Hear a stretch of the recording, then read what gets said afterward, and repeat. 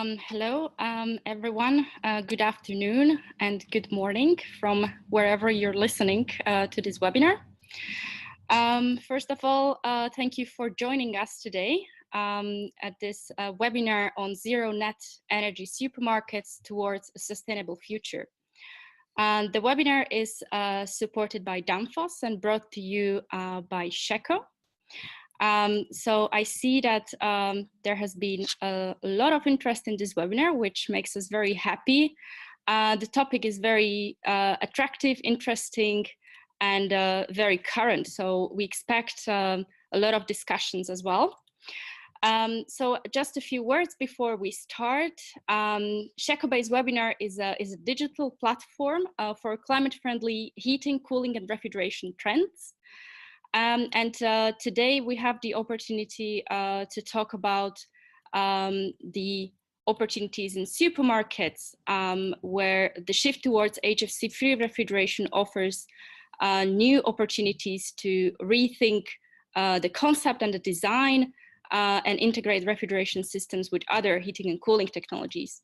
So first, before we start, I would like to tell you a little bit the technical aspects of using the webinar. You can adjust your audio settings by clicking on audio settings, and you can check the speakers so you can hear what everybody is saying. If you have any questions and technical issues, don't hesitate to send us a message in chat. You will be able to join the discussion already during the first presentations. Don't hesitate to put in your questions by clicking on a Q&A. The questions will be addressed after each presentation, and we will have a little bit more time at the end. The total duration of the webinar will be 1 hour.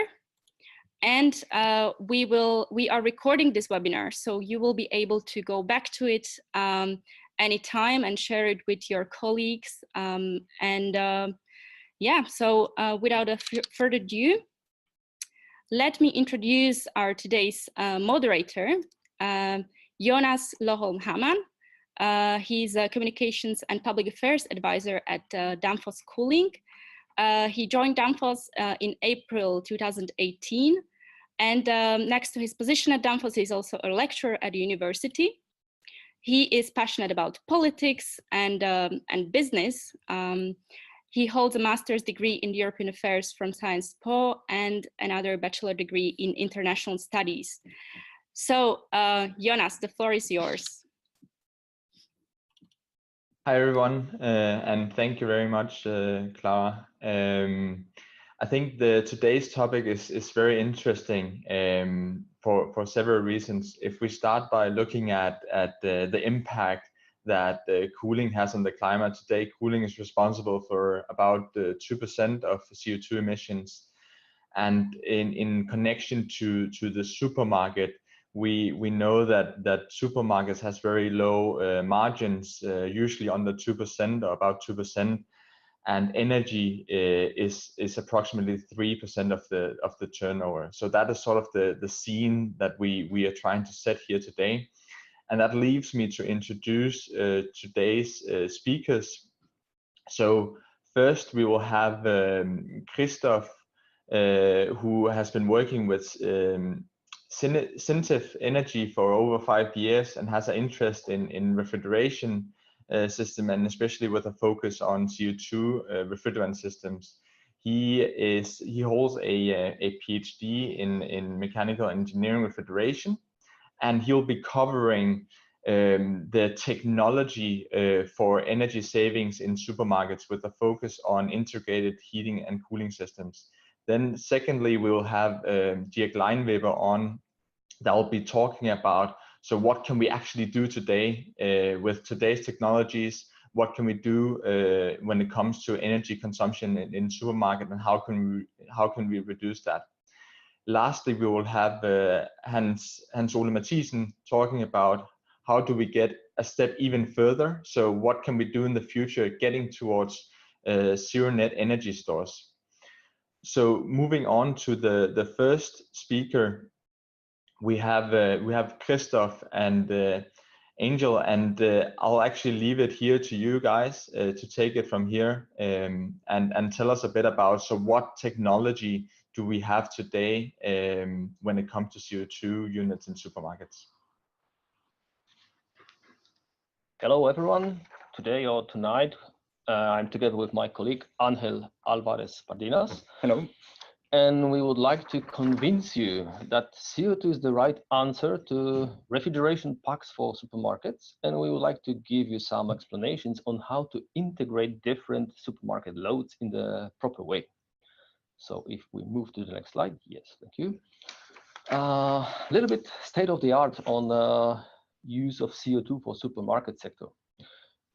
If we stick to October 2018, there have been more than 20,000 CO2 units already installed for supermarkets all over the world. However, if we follow the map presented in the slide, we realize immediately that Europe is still leading. And direct consequence of such replacement of HFC-based systems are reductions in emissions of CO2 as equivalent greenhouse gas, reductions in energy consumption or energy demand, electricity demand basically, and reductions in energy costs. So that's the main consequence of that shift, green shift, we do believe.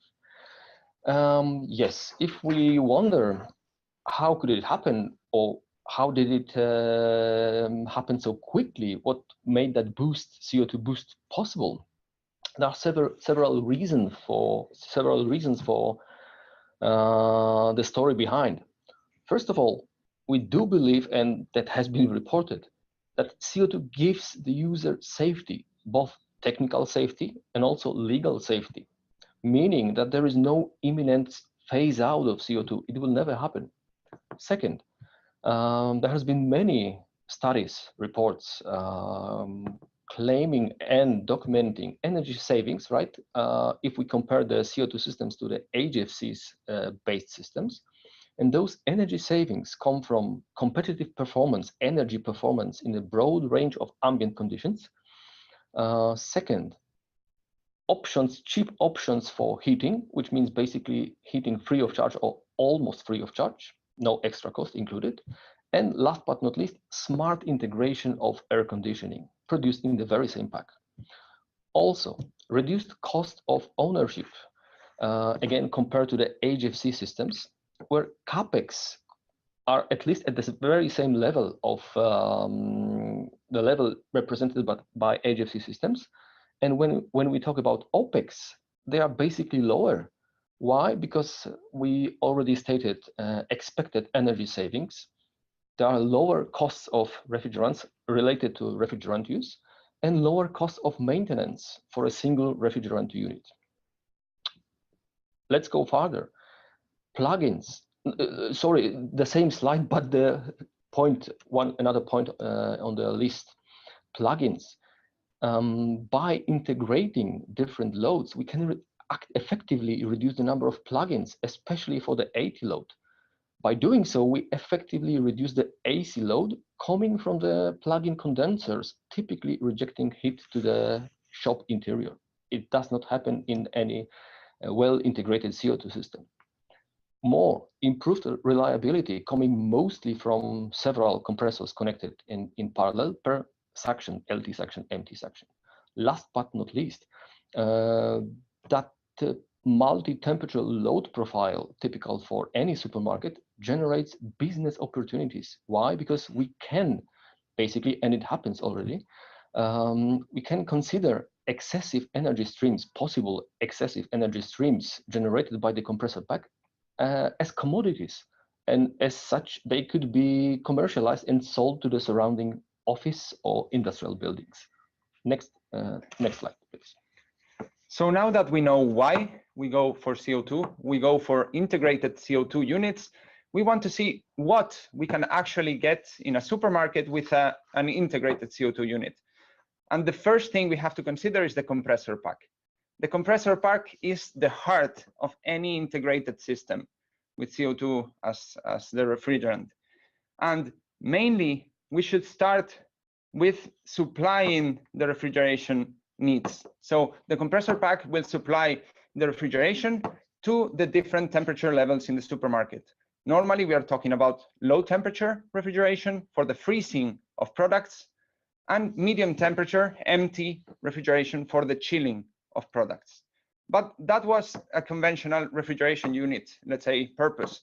But with an integrated CO2 unit, we can also supply air conditioning to the shop. We can provide air at temperatures around 22 degrees Celsius for the air conditioning during the summer or spring conditions. In addition, heat that is normally or usually rejected in any refrigeration system could be used in an integrated unit by providing space heating or domestic hot water to the supermarket itself. In addition, these three last demands that we have mentioned, air conditioning, heating, and domestic hot water, can be supplied to other users. As Christoph said, it is a business opportunity, and we can provide them to other users, making the integrated system much more attractive. But now we can continue to the next slide and see how a compressor pack would look like if we want to integrate all the demands from the supermarket in the same unit. So in the figure that we have in this slide, it's a little bit complex, but we will try to go step by step and simplify it as much as we can. So this figure corresponds to a complete integrated unit, but we have to start with the basic, and the basic for CO2 is the booster system, supplying, as we said, refrigeration at the two temperature levels that we normally operate: medium temperature in the medium temperature evaporators and low temperature in the low temperature evaporators. Each of these evaporators is connected to a group of compressors, so namely empty medium temperature compressors and LT low temperature compressors. In this basic system, this booster system, we also have the heat rejection, which, if it's a simple system, we are not using. And this heat rejection occurs or happens to the ambient. Heat is rejected to the ambient in a gas cooler. This is the baseline system if we are talking about cold climates. But if we go to warm climates, we need to improve the performance. And we do it first by implementing parallel compression. This is the first upgrade for any warm climate. Parallel compression is a new group of compressors that is taking care of the pressure level in the separator. You can see the separator located in the middle of the figure. So by doing so, we improve a lot the performance of the unit. Okay, let's continue to the next step. No, sorry, we can go back. So continue to the next step for these integrated efficient units is the integration of air conditioning and heating. The integration of heating is very obvious. We do it by implementing a heat exchanger or several heat exchangers downstream of the parallel and empty compressors, as you can see in the right-hand side of the image. So by doing that, we are using the heat that is normally rejected. In the case of air conditioning, it's a little bit dependent on the manufacturer, but we are normally operating air conditioning evaporators at the pressure level that we have in the separator. And that means that parallel compression is a must if we have air conditioning integration. We can continue with flooded evaporators. My colleague Christoph will explain a little bit more on that, but flooded evaporators are also very important upgrade for any climate in order to improve our efficiency of the pack. And last but not least, vapor and liquid ejectors are actually ejectors for many different purposes, which are really boosting our systems. So if you want to have more information on these technical developments, I would recommend you to access the link in the presentation for our European project Multipack, where SINTEF, NTNU, our university, and also danfoss are partners, and we are developing the integrated units for warm climates, particularly in Europe, but could be applied for any place in the world. So now Christoph will continue with some other topics. Yes, some enhancements, because we said already that it's really good if our packs are energy efficient. How to make them energy efficient? So let's start with continuing the topic of flooded evaporators. What it means basically that we allow liquid phase at the evaporator outlet. It is admissible. It does not impose any danger to the compressors anymore, which results in a possible elevation of evaporation temperature and consequently pressure, which entails better foodstuff quality and reduced requirement for defrosting. Another point, another method for enhancement is replacement of high pressure expansion devices by ejectors or multi-ejectors, as Danfoss would recommend, where expansion work is at least partially recovered and utilized for many different things like load shifting, liquid pumping, refrigerant circulation in the AC loop, as already mentioned, and many different things. Potential is huge, so to say. Another issue not to be neglected is proper integration of AC load, where, if possible, auxiliary coolant loops should be eliminated and ejectors could be used to recirculate the refrigerant, which imposes or enables elevating the receiver pressure even higher. Last but not least, it is very important to adapt the compressor pack layout to the actual climate zone and actual load profile.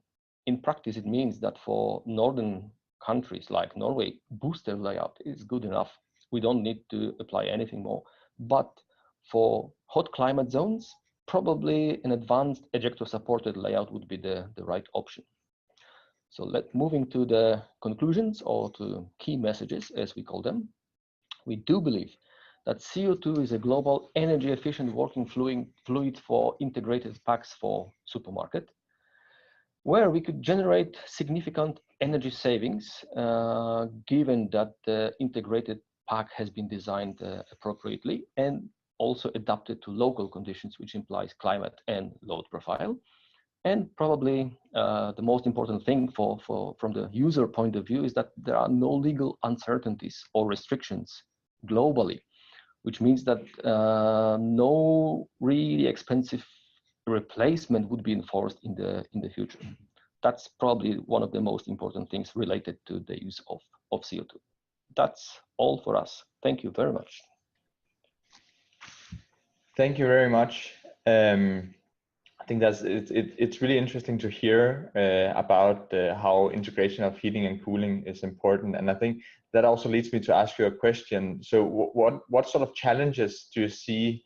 I know that you mentioned some of the temperature issues on a geographical scale, but what sort of challenges do you see with these systems, and in which direction are we going in the future?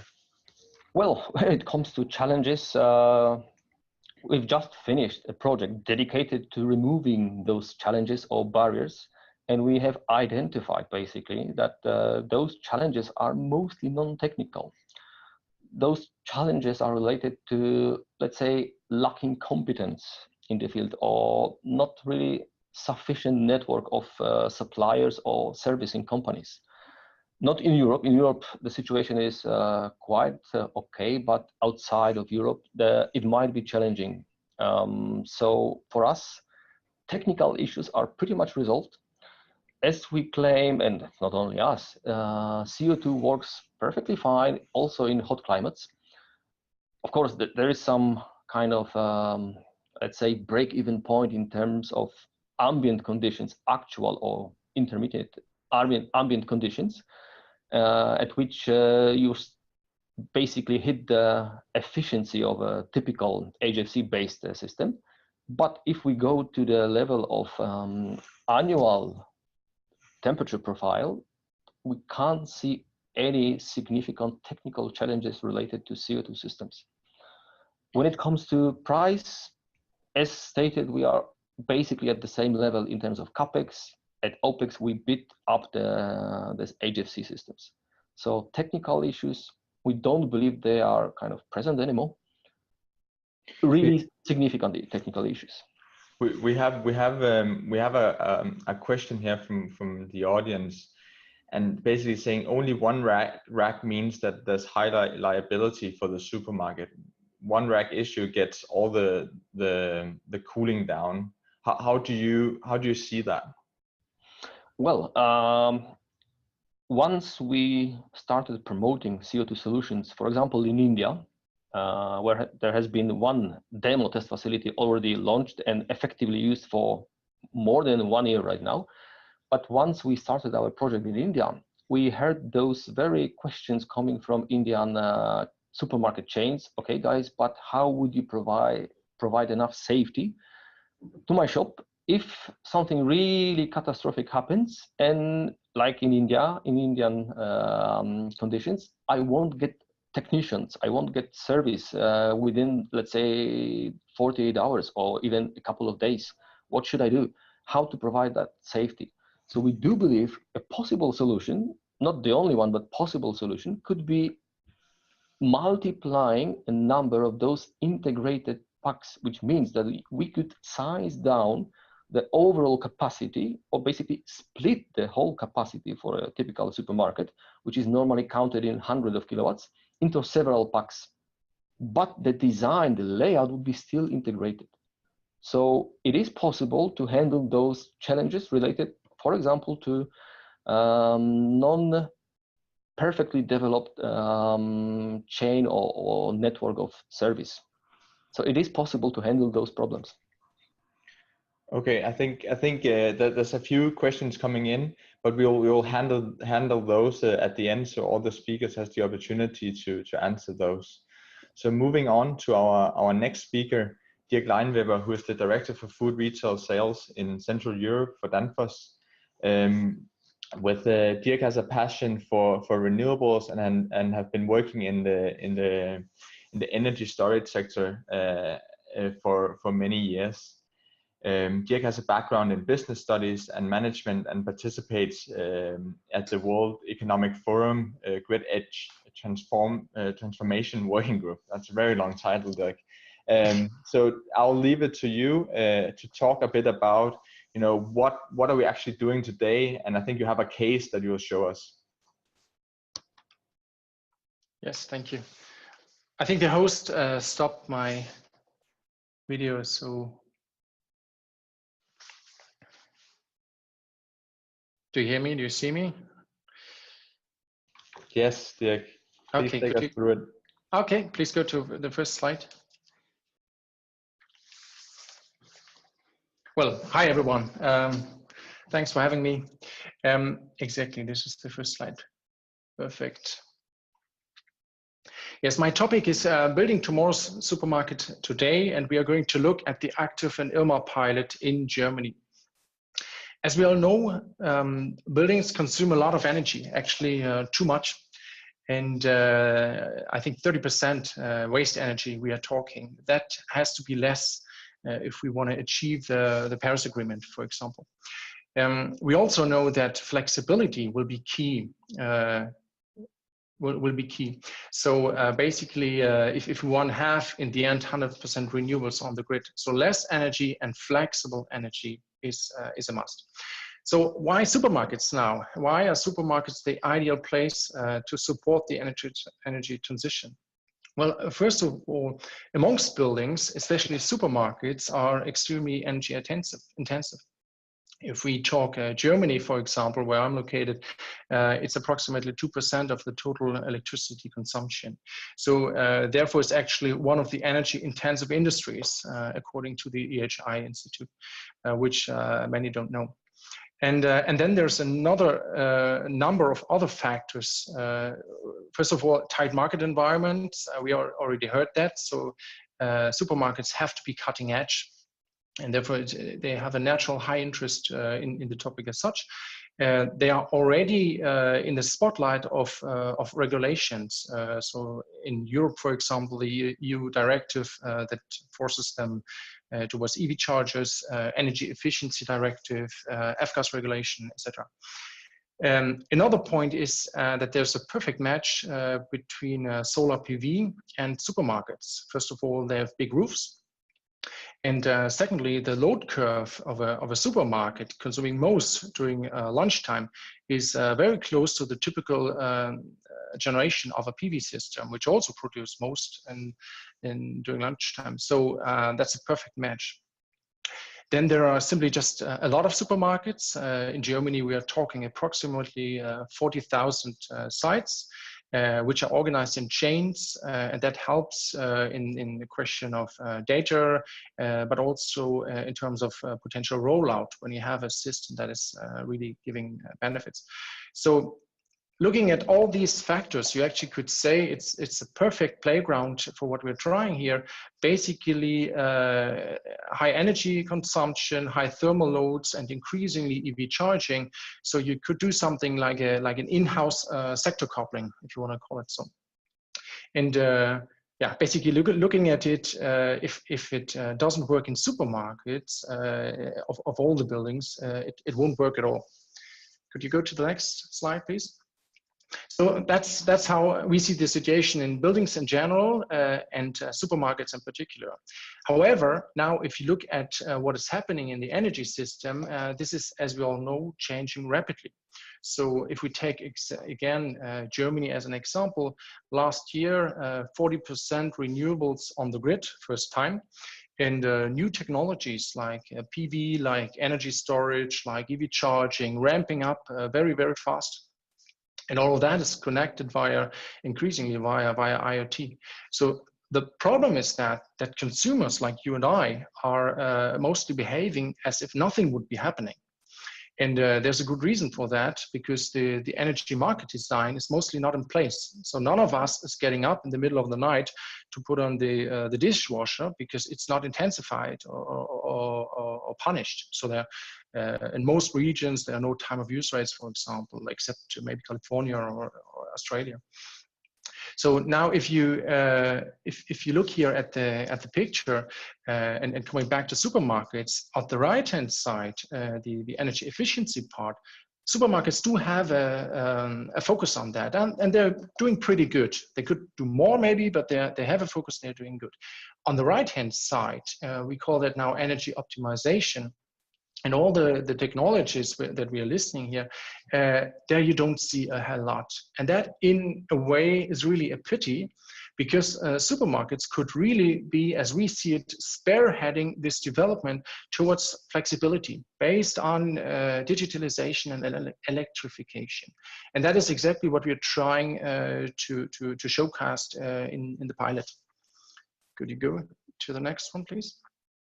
Exactly, and this is in Oldenburg, so this is northwestern part of Germany. We call it now Danfoss Smart Store E, and basically what we have been doing there, we started 2 years ago. With a state-of-the-art transcritical CO2 system, including injector technology and heat recovery, basically what you've seen in the first presentation.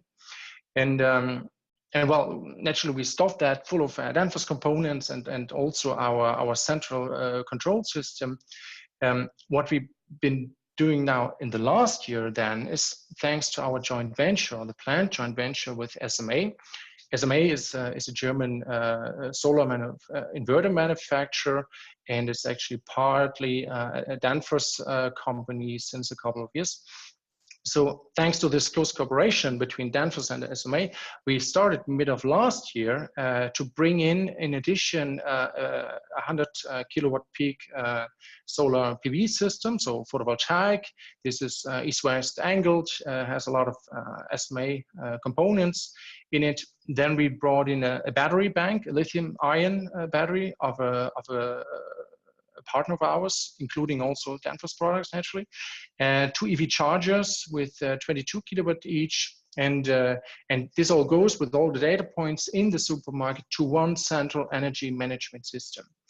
Transparency of all these data points we are getting thanks to the danfoss enterprise system. So that's the dashboard that we are using, and that is also being used by the chains and the contractors. So since summer of last year, we are developing this project now, basically the second phase. The focus till end of last week basically was connectivity and therefore the full transparency of all the bits and pieces and data points in the supermarket. And right now we are starting to explore digital energy services. So this is load shifting, peak load shaving, direct selling of excess energy thanks to the photovoltaic system, and midterm also frequency control, just as one example. So basically this means that we are, as of now, reaching the next phase. This is the optimization phase, and the central idea is that is to really synchronize the internal consumption of the supermarket with the external energy ecosystem, and that is where we see where buildings in the future has to move to. Yes, next slide, please. That is a strongly simplified drawing of what we are doing. So basically, yeah, it's the Smart Store E, and what we see that really as a trend-setting combination of cooling, heating, energy, and e-mobility. And the heart of the system is what you see here in the middle. This is this overarching energy management system of the entire store. And that is a cooperation of danfoss and SMA, as mentioned before. Danfoss in this cooperation is primarily focusing on the cooling and heating part. Naturally, that is our home turf. SMA, our partner and yeah, partly owned company, is focusing on energy, increasingly renewable energy, and the points you see below that on the left-hand side, and also on e-mobility and integration of that, and also the grid side. What is interesting and what you do not here see on the slide is what's going on in the back. So basically the intelligence of that, and I think that's worth mentioning, because parts of the tools we're using is data analytics, for example, is machine learning, and that is tools that we are applying and will be increasingly applying here, and that is actually something that I particularly like about this project also. We think that possibly in the end we are going to reduce the energy bill by up to 45%, and that is naturally good for the supermarket owner. That's good for us and our project partners here in the project, and last but not least, also good news for the planet. Next, please. With that, I would like to already end. Next time you go shopping, please remember 3 things. First of all, yes, it's actually supermarkets that are a very good point to start with, the Energiewende. A lot of people don't think about that, I guess. Then secondly, supermarkets could, by using existing flexibility in the products that they have in the market already, and digital tools take a leading role in the future energy system, and we think that is very crucial to understand. And last but not least, yeah, the energy transition, we need to act, we all need to act, and we can actually help supermarkets to jumpstart. And I think that is a fantastic opportunity. It's lots of fun to work on this pilot and the entire joint venture. The products are there. We just have to connect them in a smart way. Thank you. Thank you very much, Dirk. I think with that, I have, besides remembering what groceries to buy, I have another 3 points to remember every time I go to the supermarket. But I think that's a very interesting case, and I would like to understand a bit more. What do you think? What has been the key learning for you in this case, and how do you see the scalability and the prospect of this pilot that you have been running? Yeah, I think key is really the complexity. We are deep diving a lot further than we usually do. I think that was my key learning, and yeah, I'm looking actually forward to that. Actually, I'm not want to make some promotion here, but we are looking for, and we are in talks with a variety of other partners for additional pilots. And I think really most of the benefits really are kicking in as soon as you have more than 1, 2, 3, 4, 5, 10, but rather 50 or 100 stores. So I think the opportunity is huge. Yeah. We just have to really benefit from that. Yeah, and we have a question here in terms of the opportunity. So can you give an example of how data analytics and AI can help the supermarket in improving energy efficiency? Yeah. Well, data analytics, we are cheating actually a little bit, because as many here in the audience will understand, that the data points in one such store is insufficient. So what we are doing, danfoss is operating with tens of thousands of stores. So actually this as a database is giving a thorough background for better understanding of the entire system, and we are benchmarking that, and AI. As I think maybe I didn't say what I wanted to say in the beginning. If you are heading towards less energy and this flexibility, due to the complexity of the task and the speed that is needed on the energy market, it basically it has to be digital. And if you use the I think there are 4 different subsystem in machine learning. If you use the same one, the right one, you actually you let it run in the background. It observes what you're doing and does circles to further improve. Is it basically testing and finds in the end the best pathway. So that's how we are using it here in the pilot until now.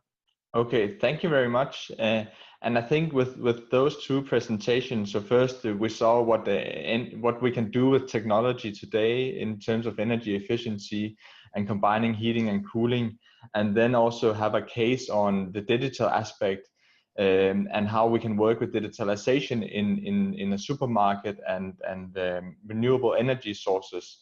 I think that leads us to the next presentation. So what can we do tomorrow? What can we do in the future when talking about energy in supermarkets? And for that we have Hans Ole Mathisen, who is the global segment director for food retail at Danfoss, and he's joined Danfoss in 2007 and has been developing the CO2 refrigeration portfolio in food retail. He has a long experience in the food retail sector and has been working with at Accenture before. So Hans, and of course a background with a Master of Energy Engineering from the Danish Technical University. So Hans, please take it from here and tell us a bit about how to get to zero net energy stores. Right, thank you. So good that we've heard a little bit about how to manage the thermodynamics from our Slovenian and Spanish friends in Norway, and then also a little bit about the electrical side from Dirk, based in Germany. So yeah, I would like to present this case on how do we get to a zero net energy store. And what do we mean by zero net? So what we mean here is zero net billable energy. Obviously, we can be harvesting energy at the site through photovoltaics or wind power or through ground source thermal energy. But what we're talking about here is what we pay for coming in is equivalent to what we get that we sell going out in terms of kilowatts. So what I'd like to say here is how do we get to a zero net store? Is it at all possible to do it? And if we do talk about zero net, then we can also talk about zero net carbon footprint. Can we also have an impact on the carbon footprint? And I think these 2 things actually go very well together. So the steps that we take to get to zero net, first we need to reduce consumption. We need to look into what can we actually pull out of the system. So the system integration bit that we heard from our friends in Norway. And then also what can we generate on site? So what's possible to do there? And finally, the connectivity to the grid. So how can we manage these energy streams in a more smart way? And so what I've done here is I've taken a case of a discounter. So this is a discounter in Northern Europe, 1,200 square meter store area, about 23 cases in the store. And the base case here is a CO2 system. So this is actually figures that we have from a real store, a real discounter. What we see here is they have quite a large heating demand. Refrigeration and heating, they are nearly equivalent, a little bit less on the refrigeration side here actually, and more on the heating. And of course, that's a Northern European phenomenon. Lighting is fluorescent, and then it has some miscellaneous loads that are cash registers, trash compactors, perhaps some bake-off equipment and stuff like that. So a total baseline of 38 kilowatts is what we start with here. So first step is to reduce the energy consumption. And I'd like to go to the next slide here to explain how we can do that. First of all, we look at the refrigeration side. In fact, there's the Mechanical Engineering Industry Association in Germany, VDMA. They've done a study of German supermarkets, and all of these points on the map on the left show the efficiency of different supermarkets. That means the square meter area of the energy consumption by square meter area of refrigerated case. On the average from 2009 of all the supermarkets, we see the base case is actually 40% less than that average. We have now introduced a new technology called COM. So this is a CO2 adaptive liquid management. This is using the multi-ejector solution as was presented before. And by using that, we can actually raise the suction temperature. Raising the suction temperature and using the ejector to move a little bit of liquid, we can reduce the energy consumption to 65% on the baseline. So, or of the market average, and 25% on the baseline store here. Also, lighting, there's something we can do. By replacing the fluorescent lighting system with LED lighting, supplying the same number of lumens, we can reduce the lighting consumption by about 40%. On the heating side, of course, it's always important to insulate the store and also to reduce the amount of heat that's used for hot water. So there's something to be done there.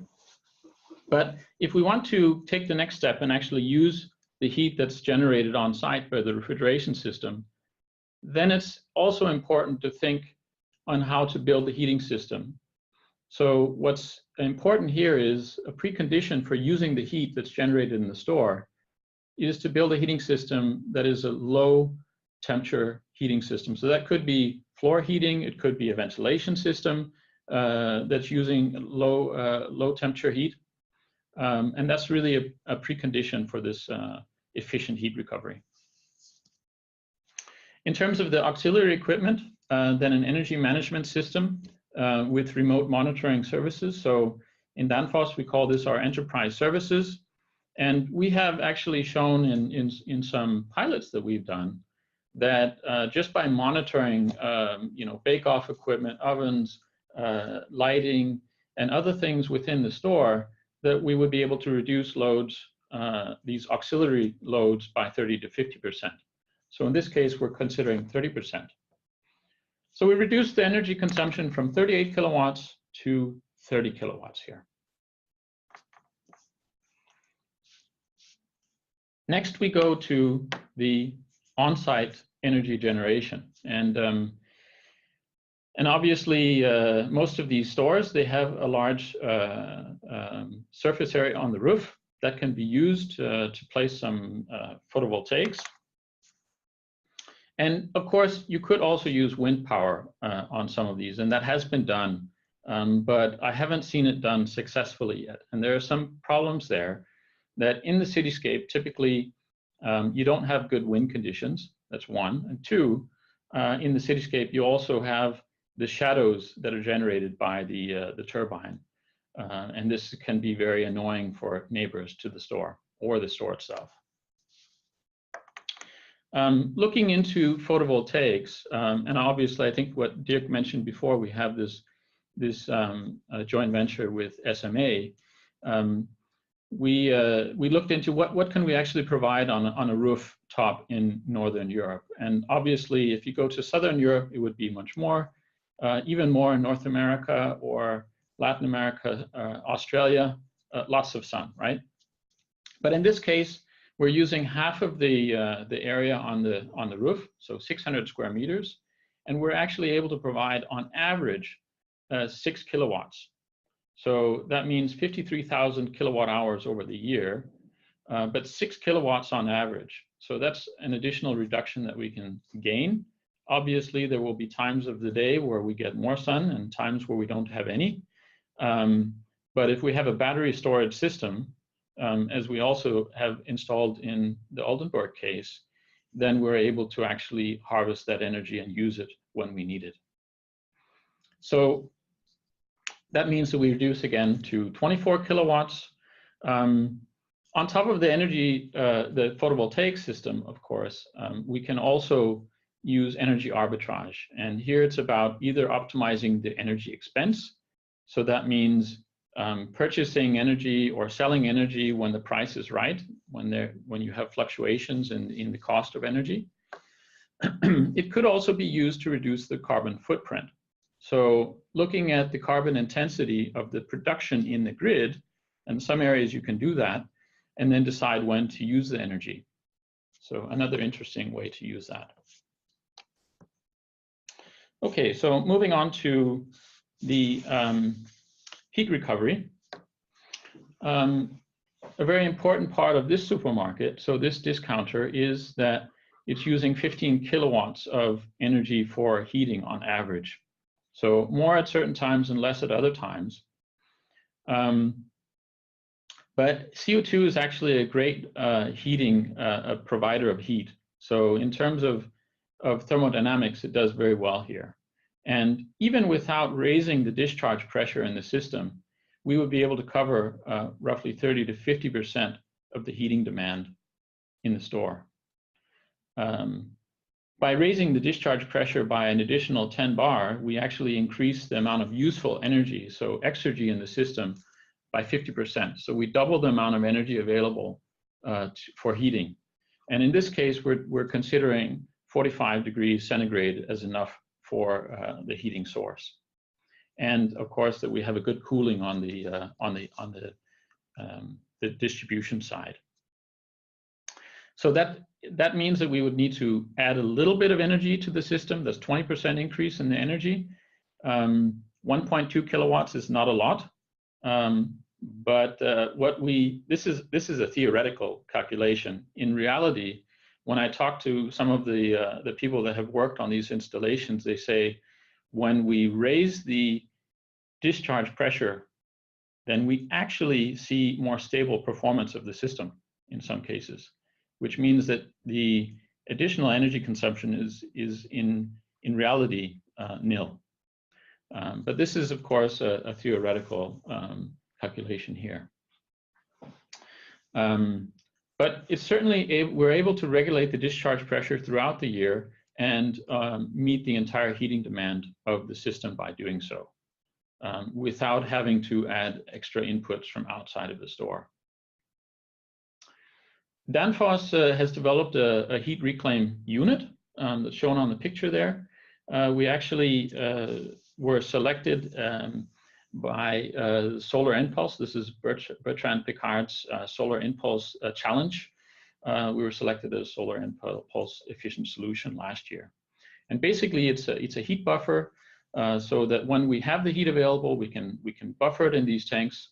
And then when the demand is needed, when the hot tap water is needed, or when heating in the store is needed, they can draw on the supply there. Another added benefit here is that it can actually integrate to the district energy systems. So we can actually do the metering here to see how much energy we can sell. And if we don't have enough heat available in certain cases, then it can also import heat from a district heating system or to a building, for example. So an interesting new development here. So now we were down to 10 kilowatts that we needed to find. And of course, by using the full potential of the store, the refrigeration system in the store, we can really transform that store into a power station. So in areas where there is a district heating network, or in conjunction with multi-use buildings, apartments, offices, shopping centers, or a fitness area, then we can actually sell that heat to the neighbors. And an example of this is in the picture on the left here. This is a fitness center that is located in Denmark that actually is getting its heat from one of these units supplied by a co-op supermarket in Denmark. That store, in fact, reduced their energy consumption by 50% over what their old system was, which is quite significant. But using the full 60 kilowatts of installed refrigeration capacity, then we don't have enough heat inside the store.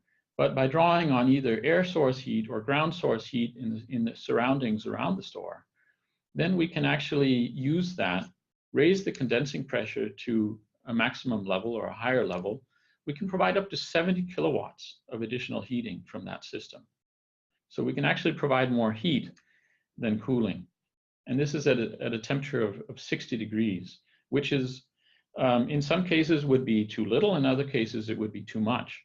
But there's plenty of heat available here. And heating is actually needed year-round, maybe not for heating the space, but for heating hot water. And a lot of the district energy networks, they love that because they have a big loss in their piping during the summertime. They need to provide heat to the houses in the neighborhoods, but they have 50% loss in the piping system. Here you have a supermarket that's right there next to the neighborhoods and can boost the energy in the system. So by using only 35% of what heat we actually have available, we reach zero net energy in this store. So this is a hypothetical case, but in the end, we can really do more with less here, right? So we're importing 15 kilowatts of electrical energy. So in fact, we're reducing quite a bit, but if we want to also provide the thermal energy, then we need to boost the refrigeration pack a little bit to sell the additional 15 kilowatts thermal. So where the cost balance is, or where the on electrical versus thermal, that depends, of course, on the pricing in the local area. But in any case, we're able to get to a zero net billable energy supermarket through energy efficiency, through on-site generation and storage. And also the energy arbitrage here can help us to optimize the energy bill. So, of course, there's further potential as well. I know that Dirk was in on some of that, and that's, of course, looking into fast frequency response, peak load shifting, and even seasonal buffering of heat. And in areas where heat is not needed, then we can also provide cold buffering. And Hans, I think this actually leads me to an interesting question that we had here from one of the attendees on the buffering. So it said here that the main energetic disadvantage of CO2 is the critical operation. What methods are suitable to buffer energy so the system requires lower amount of cooling during the daytime, avoiding critical operation, or can we give more heat by heat recovery during nighttime, again to avoid this transcritical operation? Yeah, absolutely. So depending on the size of the heat buffer, so the heat reclaim unit comes in different sizes, and with a large heat buffer, then that heat can actually stay there for more than a day. I mean, you can keep the heat for a very long time. So you can produce the heat at nighttime. We can also, to reduce transcritical operation, we're also able to have ice or ice bank systems connected to the refrigeration system. And this is another thing that we have also been looking into.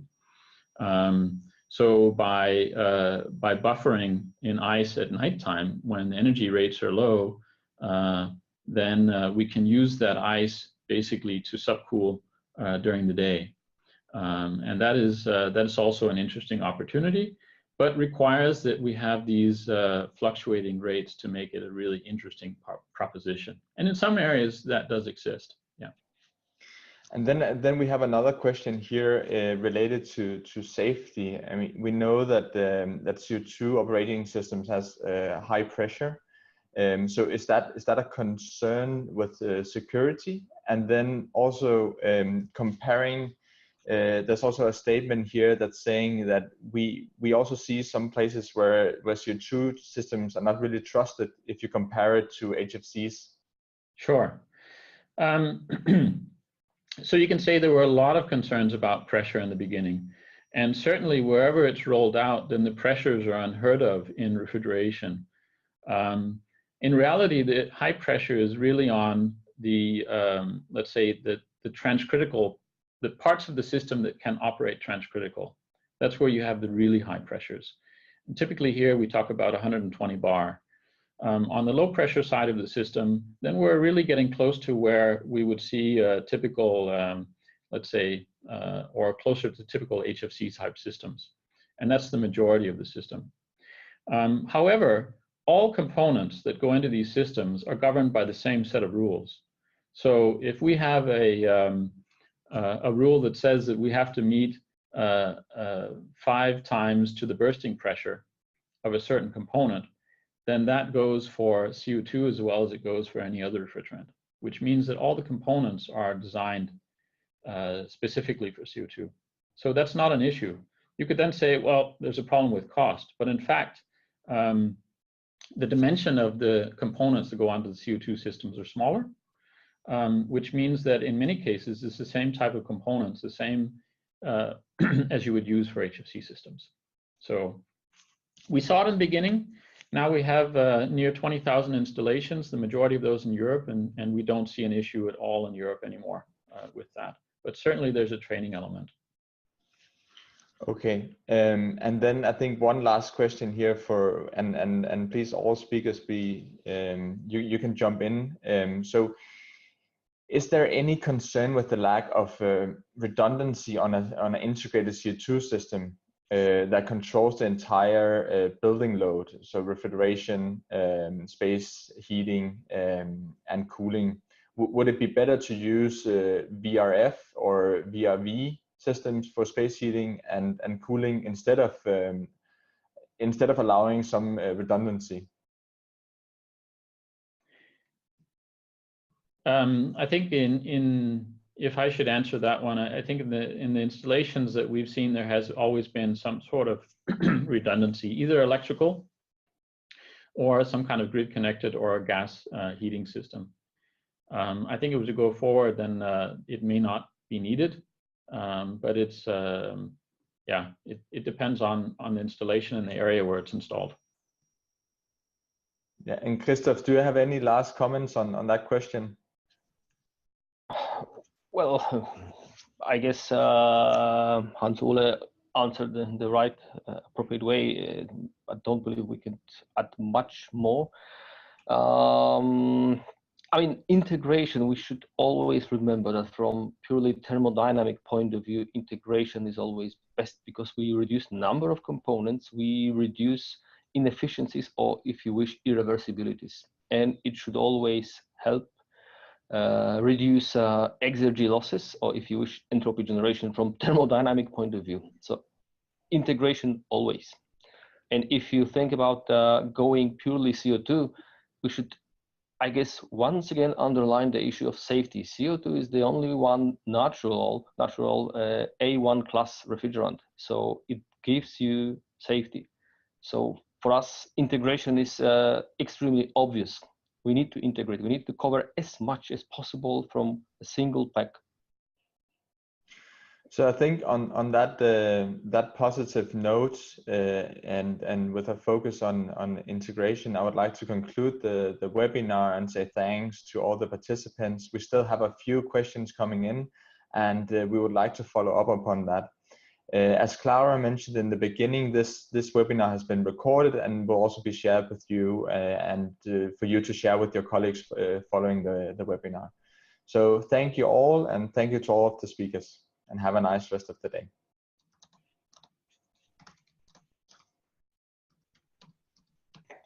Thank you very much.